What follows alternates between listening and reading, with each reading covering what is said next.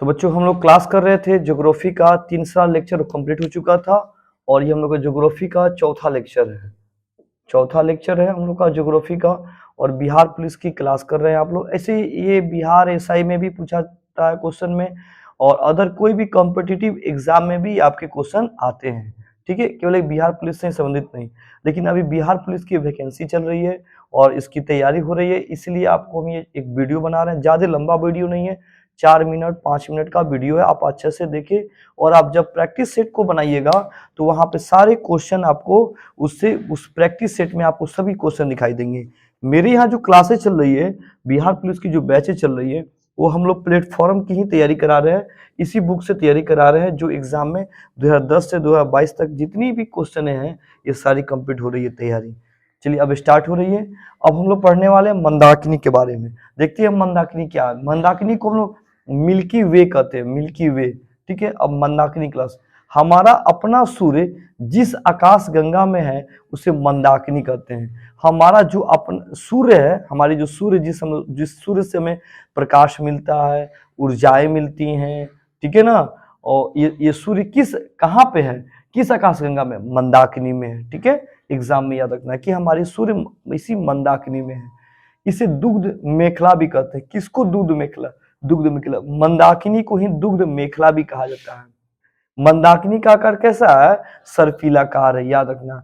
आकाशगंगा का भी आकार कैसा है? सर्पिलाकार है, याद रखना है। अब देखिए यहाँ पे क्या लिखे, ओरियन नेबुला मंदाकिनी का सबसे शीतल तथा सबसे चमकीला क्षेत्र है। देखिए ओरियन नेबुला मंदाकिनी जो है मिल्की वे, ओरियन नेबुला, ये सबसे शीतल, शीतल का मतलब क्या होता है? ठंडा, ठंडा और सबसे चमकीला क्षेत्र है।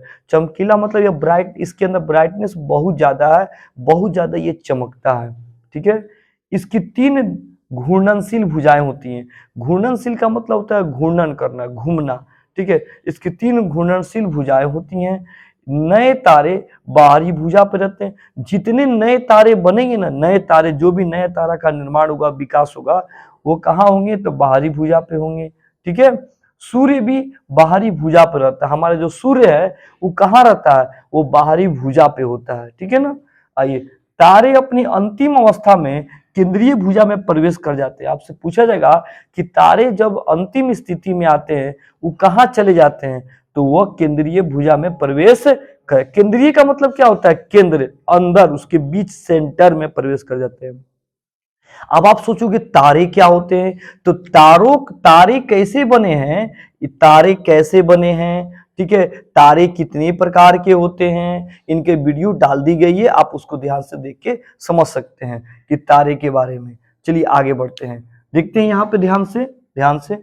मंदाकिनी की सर्वप्रथम गैलीलियो ने देखा था। पूछेगा मंदाकिनी को सर्वप्रथम किस खगोल शास्त्री ने देखा था या वैज्ञानिक? तो गैलीलियो ने देखा था। खगोल गैलीलियो जो थे वो इटली देश के रहने वाले थे। ठीक है, इटली देश के रहने वाले थे।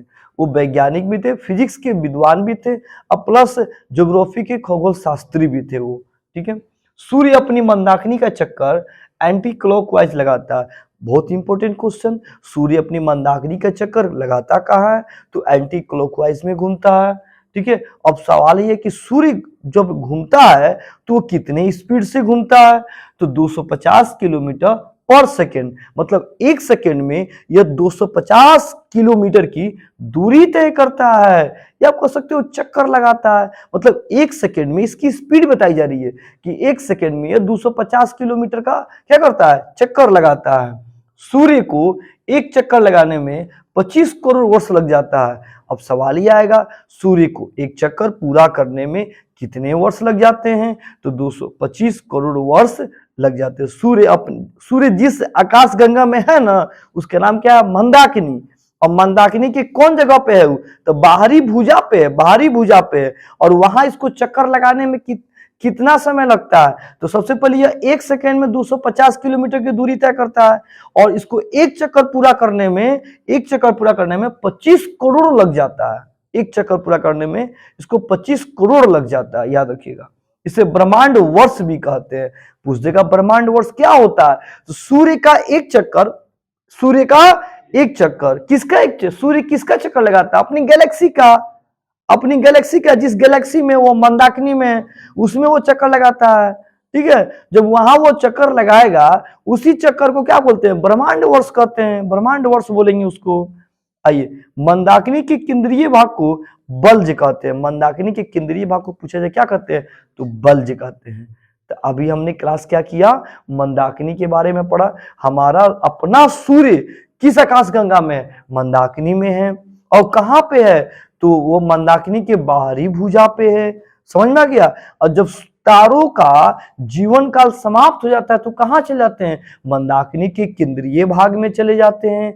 याद रखेंगे इस बात को, समझा। इसका आकार कैसा है मंदाकिनी का, सर्पिलाकार होते हैं। कितनी घूर्णनशील भुजाएं होती हैं, 3 घूर्णनशील भुजाएं होती हैं। यही तो ऑब्जेक्टिव है आपका, ठीक है। इसको ध्यान से सुने और बढ़िया से स्टडी करें तो कोई सवाल आपके एग्जाम में नहीं छूटेंगे। तो हमने अभी क्लास किया मंदाकिनी का। नेक्स्ट टॉपिक में आगे ध्यान से देखते हैं। जो बच्चे इस वीडियो को देखें उसको शेयर करें ताकि अदर बच्चों के पास भी वीडियो ये पहुंचे। जो बच्चे इस वीडियो को देख रहे हैं अपने दोस्तों की भी शेयर करें। कुछ दिन तक वीडियो रुका हुआ था, लेकिन आज से लगातार जो आज की तारीख जो है आपकी 25 तारीख है, आज से लगातार वीडियो आपकी डाली जाएगी बिहार पुलिस की सभी विषय से संबंधित क्वेश्चन।